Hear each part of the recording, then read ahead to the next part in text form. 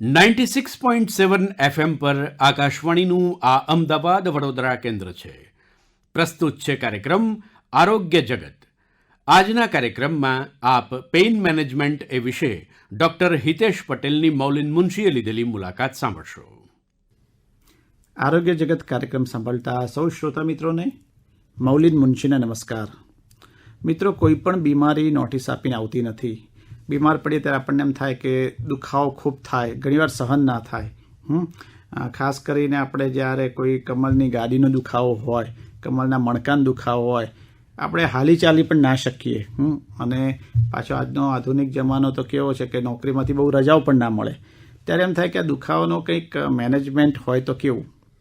આ વાત આજે એટલા માટે કરી રહ્યો છું કે મારા આકાશવાણી અમદાવાદના સ્ટુડિયોઝમાં ડૉક્ટર હિતેશ પટેલ સાહેબ ઉપસ્થિત છે અને એ પેઇન મેનેજમેન્ટના નિષ્ણાત એક્સપર્ટ છે. વધુ વાતો આપણે એમની પાસેથી જ જાણીશું. ડૉક્ટર હિતેશ પટેલ, આપનું ખૂબ ખૂબ સ્વાગત છે આકાશવાણી સ્ટુડિયોઝમાં. થેન્ક યુ મૌલિનભાઈ. સાહેબ, આપ કહેશો કે આ પેઇન મેનેજમેન્ટ જે છે, શબ્દ ઉપયોગમાં લેવાઈએ છીએ, એ શું છે પેઇન મેનેજમેન્ટ? સૌથી પહેલાં તો આકાશવાણી અને મૌલિનભાઈ આપ સૌનો આભાર કે મને એ બોલાવ્યો. પેઇન મેનેજમેન્ટ એ મેડિકલ જગતની એક આધુનિક શાખા છે, જેની અંદર આપણે શરીરની અંદર જુદા જુદા જે દુખાવો ઉત્પન્ન થતા હોય, જેમ કે કમરનો દુખાવો, ગરદનનો દુખાવો, સાંધાના દુખાવા એટલે કે ઢીંચણ કે ખભાના દુખાવા, અથવા તો કેન્સરના રોગથી થતા દુખાવા, અને બીજા બધા એક ન્યુરાલ્જિક પેઇન હોય છે, એ દુખાવાને અલગ અલગ પદ્ધતિ વડે મેનેજ કરી શકાય, બંધ કરી શકાય, બ્લોક કરી શકાય, અથવા તો કેન્સરના દુખાવા તેને ટેમ્પરરી મટાડી શકાય, અને બીજા બધા દુખાવાને આપણે કાયમ માટે દુખાવાથી દૂર કરી શકાય. એ એક આખું વિજ્ઞાન છે જેને પેઇન મેનેજમેન્ટ કહેવામાં આવે છે. હિતેશભાઈ, એની જરૂરિયાત ક્યારે પડે? તો પેઇન મેનેજમેન્ટની જરૂરિયાત વર્ષોથી છે. કોઈ પણ દર્દી પોતાના દુખાવા માટે જ ડૉક્ટર જોડે જાય છે અને ડૉક્ટરે દુખાવો મટાડે છે. હવે જેમ જેમ વિજ્ઞાન આગળ વધ્યું એમ દરેક ફિલ્ડમાં સ્પેશિયલાઇઝેશન થતું ગયું.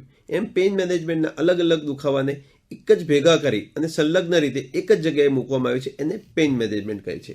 આની જરૂરિયાત મોટાભાગે જ્યારે કમરમાં ખૂબ દુખાવો થતો હોય, કમરની ગાદી ખસી ગઈ હોય, ગરદનમાં ગાદી ખસી ગઈ હોય, ઢીંચણના અને ખભાના શરૂઆતના જે સ્ટેજના દુખાવા હોય, જેને ઓપરેશનની જરૂર નથી અને દવાઓથી મળતા નથી, એ બધા જ દુખાવાને પેઇન મેનેજમેન્ટ વડે મટાડી શકાય છે. હિતેશભાઈ, એટલે આપ કઈ રીતે આને શક્ય બનાવવાની જરા વાત તમારા શ્રોતા મિત્રોને કરશો કે કોઈ ઇન્જેક્શન આપવું પડે કે એને એક્સરે પાડવો પડે, શોધો કઈ રીતે? સૌથી પહેલા હવે શોધવાનું. સૌથી અગત્યની વાત આપણે કરી કે શોધવું. દર્દીને જ્યારે દુખાવો થાય એટલે દર્દીને ખબર પડે કે મારા શરીરમાં કંઈક ગડબડ છે, એટલે ડૉક્ટર જોડે જાય. એ દર્દી અમારી જોડે આવે તો એને એક્સરે, MRI અને બ્લડ રિપોર્ટ્સ વડે એને નક્કી કરવામાં આવે કે દુખાવો ક્યાં થઈ રહ્યો છે, એનો દુખાવાનું ઉદ્ભવ સ્થાન મળે.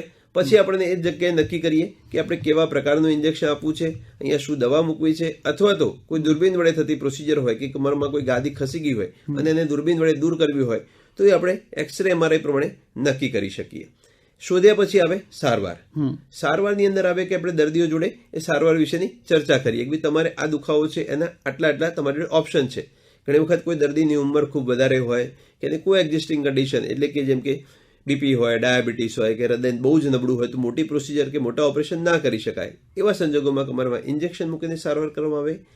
યંગ પેશન્ટ હોય કે જેની જોડે આગળ બધું કામ કરવાનું બાકી હોય અને કમરમાં ગાદી ખસી ગઈ હોય તો દૂરબીન મૂકી અને કમરની ગાદી ખસેલી દૂર કરવામાં આવે તો એ દુખાવો કાયમ માટે દૂર થઈ જાય છે. એટલે કે પહેલા શોધવું, એટલે કે ડાયગ્નોસિસ કરવું અને પછી એની સારવાર કરી. એવી રીતે આ પેઇન મેનેજમેન્ટ કામ કરે. એટલે આની અંદર આપણે કહ્યું કે ઇન્જેક્શન આપવું એટલે પેઇન કિલર ઇન્જેક્શન આપવું પડે, એ રીતનું હોય છે? ઇન્જેક્શન એટલે પેઇન કિલર ઇન્જેક્શન નહીં. જેમ કે કમરમાં કે ગરદનમાં ગાદી ખસી ગઈ હોય, ગાદી ખસી જવાથી જે નસ ઉપર દબાણ થતું હોય અને નસની આજુબાજુ સોજા આવે તો સોજા ઓછા કરવા માટેના ઇન્જેક્શન ટાર્ગેટ પોઈન્ટ ઉપર, એટલે કે જ્યાં ગાદી ખસી છે અને નસની ઉપર દબાણ થઈ રહ્યું છે ત્યાં જ મૂકવામાં આવે, જેના લીધે સોજો ઓછો થઈ જાય અને દુખાવો કાયમ માટે દૂર થઈ જાય છે. એટલે એક સિમ્પલ એક દુખાવાનું ઇન્જેક્શન નથી, પરંતુ એક્સરે મશીનમાં જોઈ પ્રોપર જગ્યાએ મૂકવામાં આવતી દવા છે અથવા સારવાર છે. એ સિવાય ઢીંચણ કે ખભામાં જ્યારે ઘસારા હોય ત્યારે એમાં જેલના ઇન્જેક્શન મૂકવામાં આવે છે. જેલ એટલે એક જાતનું આપણે ખભામાં કે ઢીંચણમાં રહેલું આર્ટિફિશિયલ લિક્વિડ અથવા તો જે પ્રવાહી કહેવાય, જે જેલ અથવા તો ગ્રીસ જેવું કામ કરે એવી દવા બનેલી હોય, જે દવાને પ્રોપર રીતે મૂકવામાં આવે તો એ તમને ઘણી વખત 1-2 વર્ષ સુધી કે લાંબા સમય સુધી પણ રાહત આપી શકે છે. એટલે હિતેશભાઈ ઘણીવાર પેલું જે ફ્રોઝન શોલ્ડર થાય છે, ઘણીવાર હાથ ઊંચો ના થઈ શકે અને દર્દી આખી રાત સૂઈ ના શકે, તો એમાં પણ આ સારવાર ઉપયોગી બને? ચોક્કસથી ફ્રોઝન શોલ્ડરમાં પેઇન મેનેજમેન્ટની સારવાર ખૂબ જ અસરકારક રીતે ઉપયોગી બની શકે છે. એટલે એમાં પણ પેલી જેલ મૂકવામાં આવે? એમાં પણ ખભામાં એક્સરે મશીનમાં જોઈ પ્રોપર જગ્યાએ એક યોગ્ય જગ્યાએ જેલ મૂકવાથી એ દુખાવો દૂર થઈ જાય છે અને હાથ જે ઊંચો નથી થતો હતો એ ઊંચો પણ થઈ જાય છે. આ પદ્ધતિ આમ વર્ષો જૂની છે કે નવી શોધ છે વિજ્ઞાન જગતની? આમ લોકો માટે નવી લાગે પણ છેલ્લા 61 વર્ષથી આ પદ્ધતિ અમલમાં છે. હું અમદાવાદની અંદર છેલ્લા 15 વર્ષથી આ પ્રેક્ટિસ કરું છું, એટલે હવે આને આમ જૂની કહેવાય પણ ઓછી જાણીતી આપણે કહી શકીએ. બરાબર. એનું કારણ શું લોકોમાં બહુ પોપ્યુલર નથી? આમ તો મેડિકલની કોઈ પણ ટેકનોલોજી આવે તો લોકો સુધી એને પેનિટ્રેટ થતા 20 થી 25 વર્ષ મિનિમમ લાગતા હોય છે. એટલે આ ટેકનોલોજી હવે ધીરે ધીરે દરેક શહેરની અંદર પણ ડોક્ટર્સ આવવા મળ્યા અને અવેરનેસ આવી રહી છે, પણ એટલી બધી તો પોપ્યુલર હજી નથી કે જેટલી નોર્મલ હોય કે ટીચરના રિપ્લેસમેન્ટની સર્જરી થતી હોય કે ગાયનેકની બધી જે પ્રોસિજર્સ જેટલી પોપ્યુલર હોય એટલી આ પેઇન મેનેજમેન્ટ નથી. પરંતુ ચોક્કસથી મને લાગે છે કે આકાશવાણીના માધ્યમથી આપણે જે કાર્યક્રમ કરી રહ્યા છીએ એના લીધે પણ શ્રોતા મિત્રો સુધી જાણકારી પહોંચશે અને લોકોને પોપ્યુલારિટી અને એનો લાભ પણ મળશે. હિતેશભાઈ, વિદેશોમાં બહુ પોપ્યુલર છે, વાત સાચી? હા, અમેરિકા જોઈએ, યુરોપ જોઈએ કે એ બધા કન્ટ્રીની અંદર તો લગભગ છેલ્લા 60, 70 કે 80 વર્ષથી આ છે અને ત્યાં ફાઇનાન્સના પણ ઓછા ઇસ્યુ હોવાના લીધે આ પ્રોસિજર અને આ ટ્રીટમેન્ટ વધારે લોકો સુધી પહોંચી ગઈ છે. એટલે આ ડે કેર સારવાર છે? આ ઘણી બધી સારવાર આપણે ડે કેરમાં કરી શકીએ છીએ કે ભાઈ સવારે પેશન્ટ આવે, આપણે બપોરે એને ઇન્જેક્શન અથવા તો એન્ડોસ્કોપી વડે સારવાર કરીએ અને સાંજે રજા આપીએ, એવી રીતે કરી શકાય છે. ઘણી પ્રોસિજર માટે એકાદ રાત રોકાવાની જરૂર પડતી હોય છે, પણ મોટાભાગની પ્રોસિજર મિનિમલી ઇન્વેઝિવ હોય છે. મિનિમલી ઇન્વેઝિવનો અર્થ છે કે શરીરમાં ઓછામાં ઓછા ચીરો પાડ્યા વગર કે ઓછામાં ઓછા ઘા કર્યા વગર, એટલે કે જરૂર પડે તો ખાલી ઇન્જેક્શન, જરૂર પડે તો એકાદ કે 2 વેઢા જેટલો હોલ કરી અને આખી સારવાર પૂરી કરવામાં આવે છે. એટલે દર્દી પોતાના કાર્ય કરવા માટે તરત પાછા જઈ શકે છે. એટલે એ આ ઇન્જેક્શન કે આવી સારવાર લીધા પછી એને દુખાવો ઘણો ઓછો થઈ જાય અથવા અહેસાસ ના થાય, એ રીતનું કહી શકાય? આમ તો આપણે ના કહી શકીએ કે દુખાવો ઓછો થઈ જશે, આપણે એવું કહી શકીએ કે દુખાવો એનો મેનેજ થવાનો ચાલુ થશે. જે ઇન્જેક્શન મૂકીએ અથવા તો જે સારવાર કરી એના લીધે રોગ મૂળમાંથી જ મટતો થાય. એટલે રોગ મૂળમાંથી મટે એટલે ધીરે ધીરે, જેમ કે આજે આપણે કોઈ પેશન્ટને કમરમાં ઇન્જેક્શન મૂક્યું છે તો અમે એવું સમજાવીએ કે આજે જે ઇન્જેક્શન મૂક્યું છે આવતા 10 દિવસમાં, 15 દિવસમાં કે 20 દિવસમાં અંદર સોજા ઓછા થશે એટલે મટશે. પણ એવું નહીં કે આજે જ ઇન્જેક્શન મૂક્યું છે એટલે આવતીકાલથી જ ફાયદો થશે અથવા આવતીકાલથી દુખાવો સાવ જતો રહેશે, એવું નહીં. પણ ચોક્કસથી મટે, ભલે 5 દિવસે મટે કે 20 દિવસે મટે, પણ એ કાયમ માટે મટે. આપની પાસે વધારે પેશન્ટો કયા દુખાવાને લઈને આવતા હોય છે પેઇન મેનેજમેન્ટ માટે? પેઇન મેનેજમેન્ટ મારી હોસ્પિટલમાં વાત કરીએ તો વધારે દુખાવો કમર અને ગરદનના દુખાવાના આવતા હોય છે. એ પછીનો નંબર આપણે આપીએ તો ન્યુરાલ્જિક પેઇનના હોય છે, જેમ કે મોઢા ઉપર કરંટના ઝાટકા આવતા હોય કે એવા ન્યુરાલ્જિયા થતા હોય એના હોય છે. એના પછી 3જા નંબરે આપણે મૂકીએ તો ઢીચણના અને ખભાના દુખાવા, અને 4થા નંબરે મૂકીએ તો કેન્સરના પેઇનના દુખાવા આવતા હોય છે. એકચ્યુઅલી જ્યારે પેઇન મેનેજમેન્ટ અલગ સ્પેશિયાલિટી બની ત્યારે એવો કન્સેપ્ટ પણ હતો કે કેન્સરના દુખાવાના દર્દીઓને ખૂબ રાહત આપી શકાય એ માટે એક સ્પેશિયાલિટી બને. હાલ પણ અમદાવાદમાં કે ગુજરાતમાં જુદી જુદી કેન્સર હોસ્પિટલની અંદર પણ ઘણા સારા પેઇન મેનેજમેન્ટના ડિપાર્ટમેન્ટ ચાલે છે અને એમને ત્યાં પણ સારવાર મળી શકે એવી વ્યવસ્થા છે. એનો દુખાવો તો પણ અસહ્ય હોય છે સાહેબ, કેન્સરનો દુખાવો તો? કેન્સરનો દુખાવો અસહ્ય હોય છે. હવે આપણે સમાજમાં એવો કન્સેપ્ટ છે કે ભાઈ દુખાવો સહન કરો, એટલે ઘણી બધી વખત એવું થાય છે કે સગાવાલા પણ એમને પૂરતી દવા ના આપે અથવા ના આપવા દે. મારું એવું માનવું છે કે જ્યારે ટર્મિનલ સ્ટેજ ચાલતો હોય, માણસના જીવનનો પણ અંતની નજીક હોય, ત્યારે જે દુખાવો થતો હોય છે એમાં જરૂર પડે એટલી કે ઘણી વખત તો જરૂર કરતાં થોડી વધારે દવાઓ આપીએ તો એમના જે પણ ભગવાને દિવસો નક્કી રાખેલા છે એ દિવસો એમના શાંતિથી જાય, દુખાવા રહિત જાય, અને એવી વ્યવસ્થા હોવી જોઈએ. એટલે એમનો દુખાવો ઘણો ઓછો થઈ જાય આ ટ્રીટમેન્ટ લીધા પછી? પેઇન મેનેજમેન્ટની સારવારથી પણ દુખાવો ઓછો થાય. પેઇન મેનેજમેન્ટના ડોક્ટર અને તમારા કેન્સરના ડોક્ટર બંનેને ભેગા રાખીને જો તમે એમને પ્રોપર દવાઓ આપો, જેમ કે બોટલમાં દવા આપવી, ઇન્જેક્શન વડે દવા આપવી, જરૂર પડે તો હોસ્પિટલમાં દાખલ રાખીને દવા આપવી, અથવા તો ઘરે રાખીને ઓપ્ટિમમ થેરાપી જેને કહીએ કે ભાઈ જરૂર છે એટલી ટ્રીટમેન્ટ આપીએ તો દુખાવો ઓછો થઈ શકે છે. આ રમતગમતને કારણે પણ જે ઈજાઓ થતી હોય તો એમાં પણ આ પેઇન મેનેજમેન્ટ ઉપયોગી થઈ શકે? ચોક્કસ. સ્પોર્ટ્સ ઇન્જરી જેને કહે છે, સ્પોર્ટ્સ ઇન્જરી આજકાલ જેમ કે ટેનિસ વધી રહ્યું છે, પિકલ બોલ લોકો વધારે રમી રહ્યા છે, વોલીબોલ પણ અલગ અલગ જગ્યાએ ચાલી રહ્યું છે, એના લીધે થતી લિગામેન્ટ ટેર અને જે ઇન્જરીઝ છે એની અંદર પેઇન મેનેજમેન્ટના ઇન્જેક્શન અને સારવાર ચોક્કસથી ફાયદાકારક થઈ શકે. આની અંદર કંઈક નવી નવી શોધ પણ થતી રહે છે ખરી, કંઈ નવું આવે છે? મેડિકલ વિજ્ઞાન એ સતત વિકસતું વિજ્ઞાન છે. જેમ વિજ્ઞાન હોય વિકસ્યા જ કરે, એટલે રેગ્યુલર નવી નવી શોધ આવ્યા કરે. એટલે જેમ કે નવા પ્રકારના ઇન્સ્ટ્રુમેન્ટ્સ આવે, નવા પ્રકારના એના એક્સરે પાડીને ડાયગ્નોસિસ કરવાના મશીનો આવે. એટલે છેલ્લા 5 વર્ષની અંદર મેં જોઈએ છે તો હાઈ ફ્રીક્વન્સીના સિયામ મશીન એટલે કે એક્સરે મશીન, અલગ લેવલના રેડિયો ફ્રીક્વન્સી મશીન અને ન્યુરાલ્જિક પેઇન માટે બલૂન કમ્પ્રેશન થેરાપી પણ શોધાઈ છે, જે ટ્રાઇજેમિનલ ન્યુરાલ્જિયા એટલે કે મોઢા ઉપર આવતા કરંટના જે ઝાડકા છે એને ખૂબ જ સારી રીતે મટાડી શકાય એવી શોધ થઈ રહી છે. આ મોઢા ઉપર જે કરંટના ઝાટકા આવતા હોય છે એનું કારણ શું હોય છે સાહેબ? મોઢા ઉપર કરંટના ઝાડકા આવતા હોય છે એમાં મગજમાંથી આપણા મોઢાની ઉપર એટલે કે ગાલની આજુબાજુ, નાકની આજુબાજુ ને આંખની આજુબાજુ એક 5 નંબરની નસ જેને આપણે ટ્રાઇજેમિનલ નર્વ કહીએ એ આવતી હોય છે. એનું બ્રેઇનની અંદર કોઈ પણ જગ્યાએ ઇરિટેશન થાય અથવા તો એની આજુબાજુ લોહીની નળી એ ટ્રાઇજેમિનલની નર્વની ઉપર અડે એટલે ત્યાં કરંટ જેવા ઝાટકા ચાલુ થાય છે. અને ફેસ ઉપર એટલે કે મોઢા ઉપર હાથ અડાડવાથી, પાણી પીવાથી, કંઈ પણ વસ્તુ ખાવાથી કરંટના ઝાટકા શરૂ થઈ જાય છે. એટલે આ પદ્ધતિ જે છે એની અંદરથી આ ખાસ પેઇન તો તમારું મેનેજ તમે કરી શકો છો. ખૂબ જ સારી રીતે ટ્રાઇજેમિનલ ન્યુરાલ્જિયામાં પેઇન મેનેજમેન્ટ ખૂબ જ અસરકારક રીતે સારવાર કરી શકે છે. અને મને લાગે છે કે ન્યુરાલ્જિયાની સારવાર તો પેઇન મેનેજમેન્ટ જેટલી સારી કદાચ બીજી કોઈ જગ્યાએ થઈ શકે એવું નથી. અને આનો બીજો ફાયદો એ પણ હોઈ શકે ને કે તમે તમારું રૂટીન કામ કરી શકો. પેઇન મેનેજમેન્ટની બધી જ સારવાર જે છે એ મિનિમલી ઇન્વેઝિવ છે, એટલે કે દર્દીને બહુ જ મોટી સર્જરી કે બહુ મોટી પ્રોસિજર થતી નથી. એટલે ટ્રીટમેન્ટ કર્યા પછી 1 કે 2 કે 3 દિવસમાં દર્દી પોતાના અમુક રૂટીન કામ કરી શકે છે. જ્યારે કમરમાં ગાદી ખસી ગઈ હોય અને એને આપણે દૂરબીન વડે જો કાઢી હોય તો દર્દી 10-15 દિવસ આરામ કરી અને પોતાના રૂટીન કામ સારી રીતે કરી શકે છે. આજકાલ આ શબ્દ બહુ સંભળાય છે કે કમરની ગાદી ખસી ગઈ, તો આ શાના કારણે ગાદી ખસી જતી હોય છે? કમરની ગાદી એ 2 મણકાની વચ્ચે આવેલી હોય છે. આપણા શરીરને ઘણી વખત આપણે કસરત નથી કરતા. કસરત ના કરીએ એટલે આપણું શરીર નબળું હોય અને નબળા શરીરને જો જરક લાગે એટલે ઝડપથી ગાદી ખસી જાય.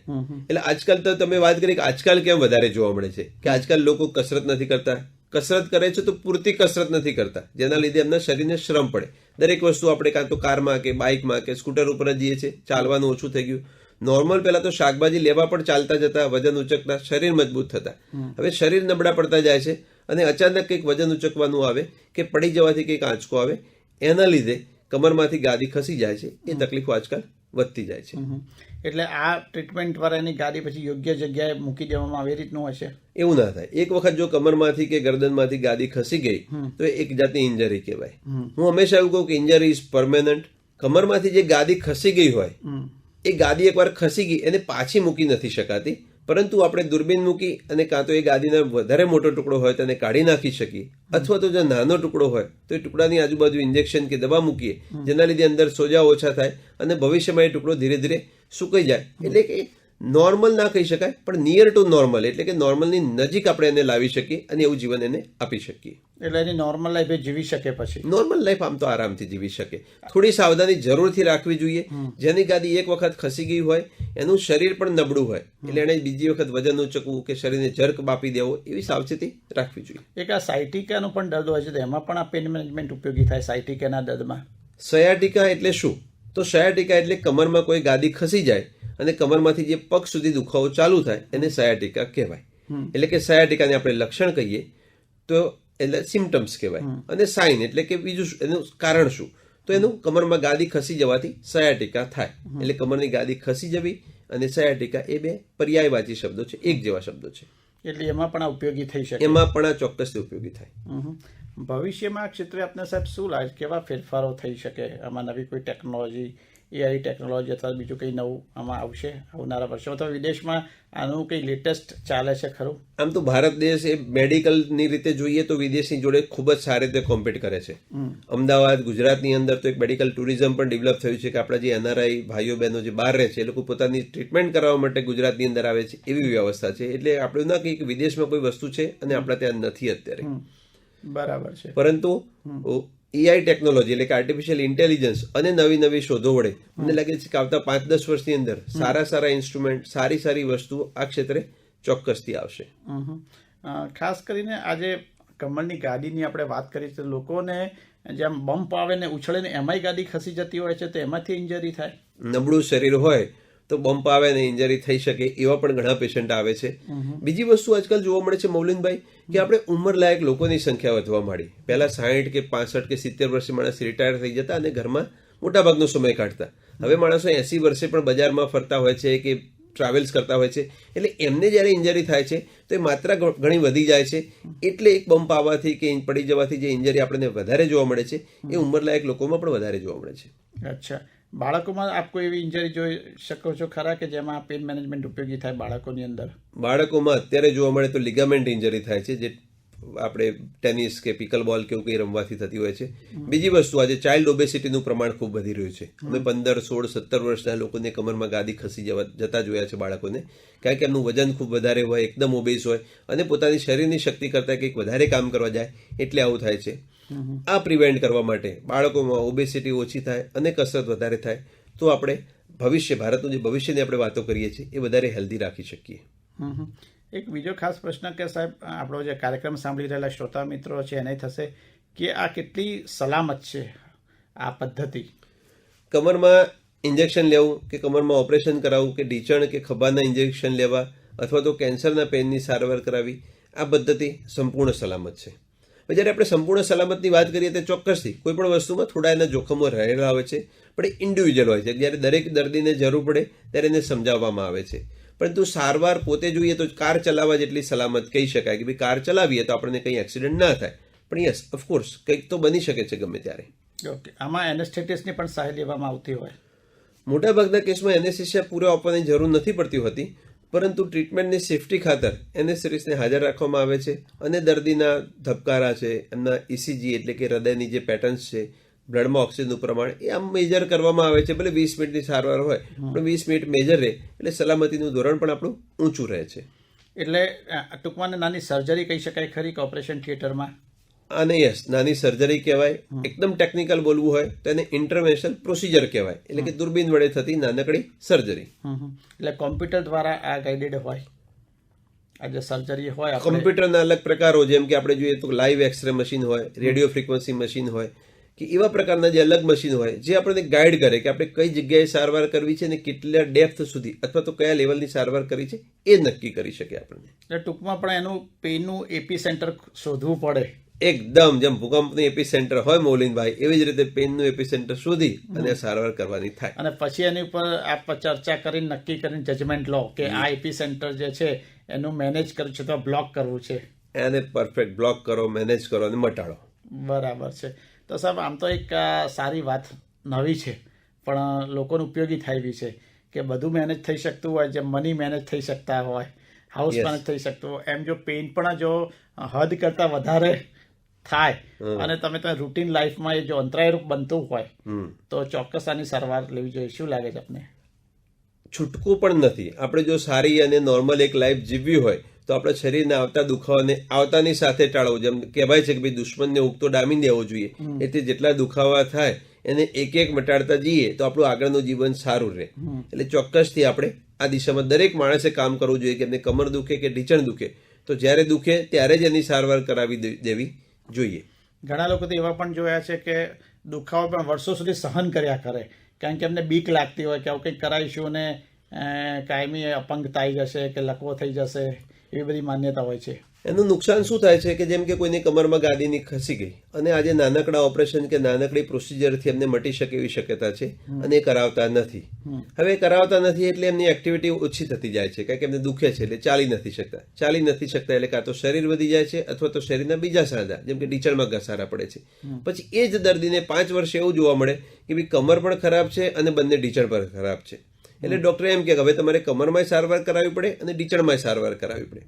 અને જે 5 વર્ષ વેસ્ટ ગયા, આપણે વેડફાઈ ગયા, એમાં એમની ના કમર મજબૂત થઈ ના ઢીંચણ મજબૂત થઈ એટલે સ્નાયુઓ નબળા પડી ગયા. હવે એ વ્યક્તિએ જો વહેલા સારવાર કરાવી હોય, 4-5 વર્ષ પહેલા સારવાર કરાવી હોય તો એક જ ઓર્ગનની એટલે કે કમરની સારવાર થઈ હોય તેમને મટી ગયું હોય. એટલે હરતો ફરતો માણસ હોય ત્યારે સારવાર કરાવે એને વધારે સારા રિઝલ્ટ મળે. એટલે જ્યારે દુખાવો જેમ કે કમરમાં થાય કે ઢીંચણમાં થાય તો એની સારવાર કરાવીને આગળ વધવાનું અને શરીરના મસલ્સને મજબૂત રાખી અને તાકાત મેન્ટેન રાખવાની હંમેશા. શરીરના મસલ્સ આપ કહો છો કે મજબૂત રાખવા જોઈએ, તેના માટે શું કંઈ ખાવા પીવામાં અમુક ખાસ સાવચેતી રાખવી જોઈએ કે જેનાથી મજબૂત રહે? મને એવું લાગે છે કે આપણે ગુજરાતમાં મારે સૌથી કોમન જવાબ આ આપવો પડે છે મૌલિનભાઈ, કે શું ખાવાથી શરીર મજબૂત થાય. અને હું એવું કહું છું કે શરીર મજબૂત કરવા માટે ફક્ત એક જ સારો ઉપાય છે કે કસરત કરવી, અને પૂરતી કસરત કરવી. આપણે ગુજરાતીઓ કદાચ કસરત કરવામાં વધારે આળસુ છીએ. એની સામે આપણે જોઈએ કે પંજાબમાં જોઈએ કે કદાચ દિલ્હી સાઈડ જોઈએ તો બહુ બધા લોકો, ઉત્તર પ્રદેશમાં જોઈએ તો એ લોકો વધારે કસરત કરીને શરીરને મજબૂત રાખે છે. આપણે પૈસા મેનેજ સારા કરીએ છીએ, આપણે ઘર સારું મેનેજ કરીએ છીએ, આપણે સંબંધો સારા મેનેજ કરીએ છીએ, પણ રોજનો 1 કલાક આપણે કસરત પાછળ ફાળવતા નથી. કસરત એટલે ફક્ત ચાલવા જવું નહીં, કસરત એટલે ફક્ત શ્વાસોશ્વાસની કસરત કરવી નહીં, કસરત એટલે કે જેમ જીમમાં કસરત કરવી, યોગમાં થતી હોય એવી કસરત કરવી. આપણા શરીરના સ્નાયુઓ થાકી જાય એવી જે કસરત કે તો જે સ્નાયુનું ડેવલપમેન્ટ થાય અને સ્નાયુ મજબૂત થાય. બાકી આપણે ગુજરાતીઓ તો સવારે 15 મિનિટ કે સાંજે 20 મિનિટ ચાલે અને કસરત કહે છે, એમનું શરીર એકદમ મસલ્સ નબળા પડતા જાય છે અને પછી આગળ જતા એમને અલગ તકલીફો શરૂ થાય છે. ખાવામાં અમુક વસ્તુ લો તમે સામેલ કરો પ્રોટીનની તો હાડકા મજબૂત થયું કંઈ ખરું? ચોક્કસથી પ્રોટીન છે, મિલ્ક છે, વેજીટેબલ્સ છે અને ફ્રૂટ્સ છે, એ બધું ખાવાથી શરીરના મસલ્સને સારું ન્યુટ્રિશન મળે અને એ મજબૂત થાય, ચોક્કસથી મજબૂત થાય. એટલે એકલી કસરત જરૂરી નથી, ડાયટ પણ સારું જરૂરી છે. પણ મારા મતે ડાયટમાં હજી પણ એટલા બધા ઇસ્યુ નથી જોવા મળતા જેટલા કસરતમાં જોવા મળે છે. કે ભાઈ કલાક કસરત કરવાવાળો વ્યક્તિ બહુ ઓછા જોવા મળે છે. આપણા આદિવાસી વિસ્તારોમાં સાહેબ તમે જુઓ તો એ લોકોના મસલ્સ બહુ મજબૂત હોય છે અને એ લોકો શારીરિક શ્રમ પણ બહુ જ કરી શકતા હોય છે. કદાચ કુદરતી તાકાત એ લોકોની હોય છે. પેઢીઓથી એ લોકો ચાલતા જ રહ્યા છે. હાલ પણ એ લોકોને ખૂબ ચાલવાની જરૂર પડે છે. કુદરતે પણ એમને એક શ્રમવાળું જીવન આપેલું છે અને એના લીધે એમના શરીર ખૂબ મજબૂત રહે છે. અને આદિવાસીઓને તમે જુઓ તો મોટાભાગના આદિવાસીઓ પતલા હોય છે, દુબળા હોય છે, ખાલી મસલ્સ હોય, શરીર ઉપર ચરબી એટલે કે ફેટનું નામો નિશાન ન હોય. તો એના લીધે એ લોકોને આવા રોગ પણ ઓછા જોવા મળે છે. બરાબર. તો ડૉક્ટર હિતેશ પટેલ આજે આપ અમારા આકાશવાણી સ્ટુડિયોઝમાં આવ્યા અને ખાસ કરીને પેઇન મેનેજમેન્ટ શું છે, એ કઈ રીતે શક્ય બને છે, એમાં આધુનિક સારવાર કઈ રીતની છે એના વિશે ખૂબ સરસ માહિતી આપી અને ખાસ કરીને લોકોમાંથી એક ભય દૂર કર્યો. કારણ કે લોકોને એમ હોય કે આ કમરની ગાડીનું ઓપરેશન કરાવીએ અને કાયમી અપંગતા આવી જાય, કોઈક એના માટે ગેરમાન્યતા હોય કે લકવો થઈ જાય, પણ આપે બધી દૂર કરી. આપ અમારો જે કાર્યક્રમ સાંભળી રહેલા શ્રોતા મિત્રો છે એને કોઈ મેસેજ આપશો? ચોક્કસથી મૌલિનભાઈ, સૌથી પહેલાં તું આકાશવાણી અને આપની ટીમનો આભાર માનું કે મને એ બોલાવ્યો અને આ બોલવાનો મોકો આપ્યો. હું શ્રોતા મિત્રોને જરૂરથી કહું કે એક વસ્તુ યાદ રાખજો, તમારા શરીરની જવાબદારી તમારી પોતાની છે. એને દુખાવો ન થાય એ માટે તમે જો કસરત કરશો, તમારા શરીરનું વજન ખોરાક ઓછો રાખી અને મેન્ટેન રાખશો, એટલે કે બહુ વધવા નહીં દો, અને આ બધી જ વસ્તુમાં નિયમિતતા રાખશો, તો જ તમે સ્વસ્થ રહી શકશો. એ બીમાર પડ્યા પહેલાંની વાત છે. બીમાર પડી જાઓ તો તમને જે ડૉક્ટર ગમે, જે હોસ્પિટલ ગમે, જે શહેર ગમે એ જગ્યાએ વિશ્વાસ રાખી અને સારવાર કરાવી દેશો તો તમે બીમારીથી બહાર નીકળી જશો. પણ તમે જો શંકા રાખશો, સારવાર કરાવવા જતાં ડરશો તો તમે સારવાર નહીં કરાવો એટલે શરીર એક રોગ, બીજા રોગ, ત્રીજા રોગનું ઘર બનતું જશે. એટલે સૌથી પહેલાં કસરત કરો, બીમાર ના પડો, અને જો બીમાર પડો તો એની સારવાર કરાવી દો. આ જ મારો સંદેશ છે. તો ડૉક્ટર હિતેશ પટેલ આજે આપ સમય કાઢીને આવ્યા, અમારા શ્રોતા મિત્રોને ખૂબ સુંદર માહિતી આપી, તે માટે આપનો ખૂબ ખૂબ આભાર. Thank you. આપ હમણાં જ સાંભળી રહ્યા હતા કાર્યક્રમ આરોગ્ય જગત. આજના કાર્યક્રમમાં આપે પેઇન મેનેજમેન્ટ એ વિશે ડૉક્ટર હિતેશ પટેલની મૌલિન મુનશીએ લીધેલ મુલાકાત સાંભળી. કાર્યક્રમનું પ્રસારણ 96.7 FM આકાશવાણીના અમદાવાદ વડોદરા કેન્દ્ર પરથી કરવામાં આવ્યું.